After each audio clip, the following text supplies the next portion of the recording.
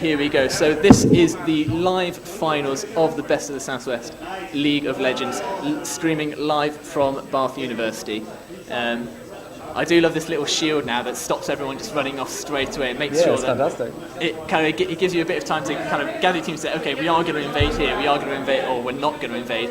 In terms of item builds, they've all gone fairly standard, what you'd expect. Lulu with the crystalline flask, she'll be able to sustain in lane even longer. Oh, Brian Cox is caught out in the middle, stunned, and the Ignite is going to take him. Sorry, that was the Ignite from Molo and Red Buff from Pantheon there. Great damage over time, they were able to take him down. It was a really good gank.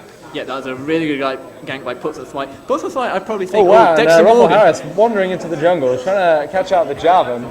Here comes Kino. Macho's going to be caught out, and he is locked up by Molo and is dead. That's a quick 2 kills going across to Portsmouth White, who I was just about to say, they were kind of lower seeded in the Newell, and so might have been deemed potentially less favourable going into this matchup, but there's 2 quick kills at the start. They've already got an early 1k gold lead, 3 minutes in.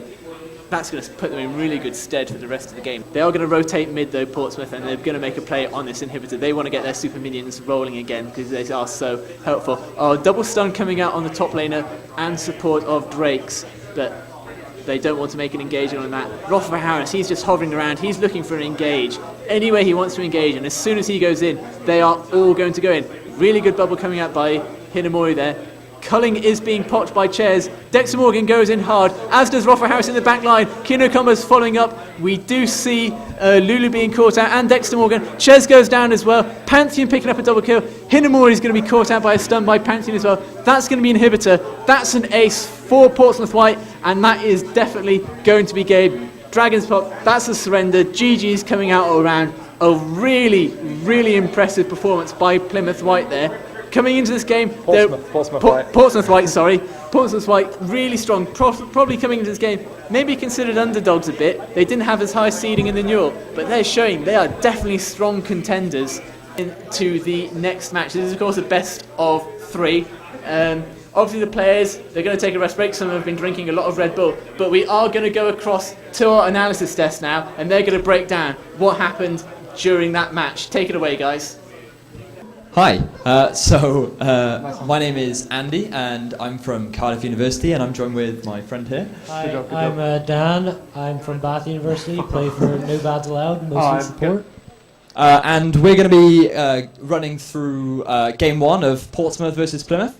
And so we're going to go through quickly the picks and bans. So on Portsmouth side, they had Rumble, Pantheon, Syndra, Corky, and Leona. And from my perspective, I thought that was quite a heavy team fight comp. What did you think?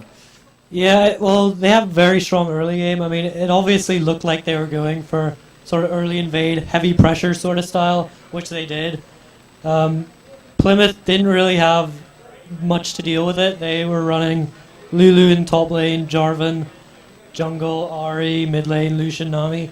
Decent early game, but with the likes of Lulu, she needs a bit of gold, a bit of items to get rolling. Yeah, that's all great possibilities. So I think that's pretty much Game 1 analysed as well as it could. So we'll be starting Game 2 in a couple minutes between Portsmouth and Plymouth. Thanks a lot. Thanks.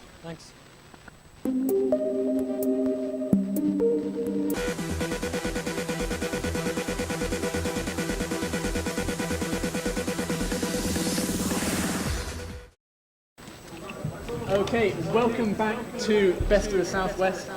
This is our final between Plymouth Drakes and Portsmouth White. We are going to be going straight into game number 2. So if the players would like to start the game, and we'll go straight into Champion Select. We do have Macho, who is going to be doing the bans for Portsmouth, as they are going to be on blue team.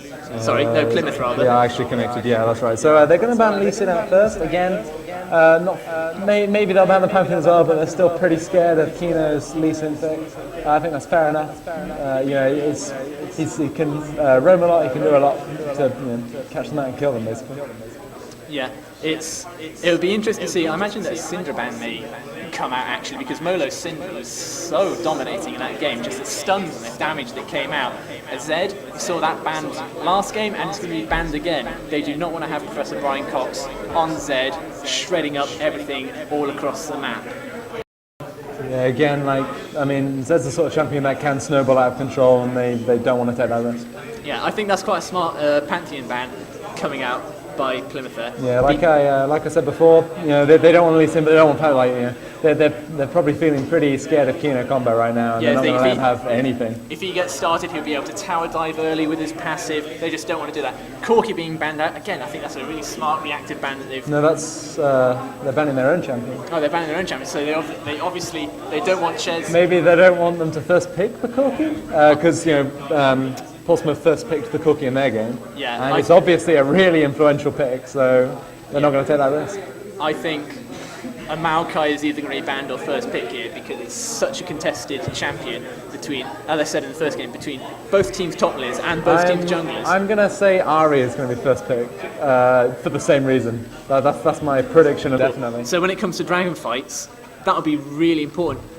And I think that I imagine that Plymouth Drakes would want to make more of a play on the dragons because they lost basically the first 3 dragons in a row, and I think that really did set them behind as well because you lose that early basic damage buff, you lose the speed buff, you lose damage against turrets as well. So I think they're going to have to make more of a play about objectives. Yeah, I think they do need to be really careful with the teleports, especially since they're in this matchup. Yes, Vayne maybe? But I think once Ruffle, Harris and Masai do start hitting 2, 3, 4, they're going to be engaging a lot more. If they hit their power spike definitely a lot earlier than Lucian and Nami.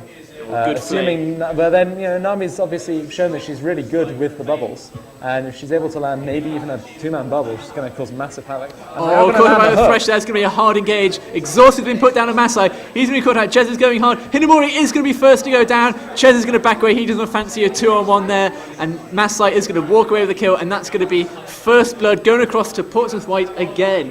As I was saying, they hit level 2, land the hook, land the buckshot, and that's it. I mean, once you're ignited, then you're not going to get out of that. Oh, that was not what Plymouth Drakes wanted. They didn't want to give up an early lead again, and it means that Masai is just going to pick up so much CS, get an advantage. I mean, GG is being called out. They're going to take the last tower and finish the game. Yeah, they're not going to bad manner and surrender. There's absolutely nothing that Plymouth Drakes can do, and it does mean that the best of the Southwest champions are going to be Portsmouth White.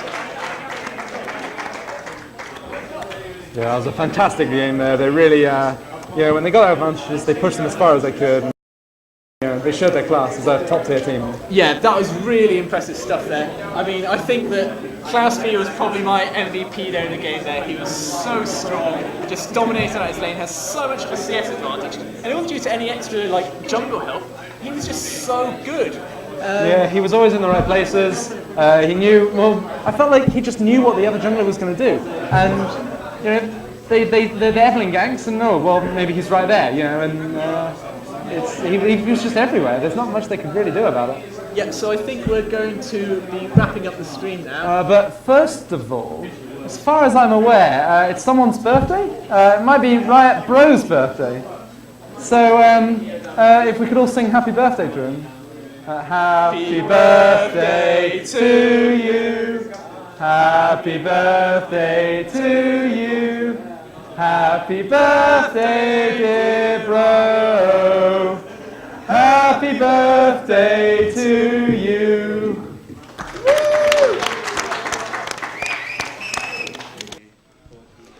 Hello, I'm Charvy, and I'm joined by 2 of the victors from Portsmouth White. So can you both please introduce your name and your in-game name role? Right. I'm Ollie. I play jungle for Portsmouth White, and yeah. I'm Matthew Masai, and I play AD carry for Portsmouth White. Finally, I'd like to say a big thanks to everyone who helped out, from Bunks, CampusTV, Wireworld, the National University Esports League for our stream, and of course all the competitors who've been involved throughout the entire tournament. I hope you guys have enjoyed it. Yeah, it was quite a really good tournament. Worth the journey from Plymouth. Yeah, definitely. Well, that'll be it for us, guys. See you next year, hopefully.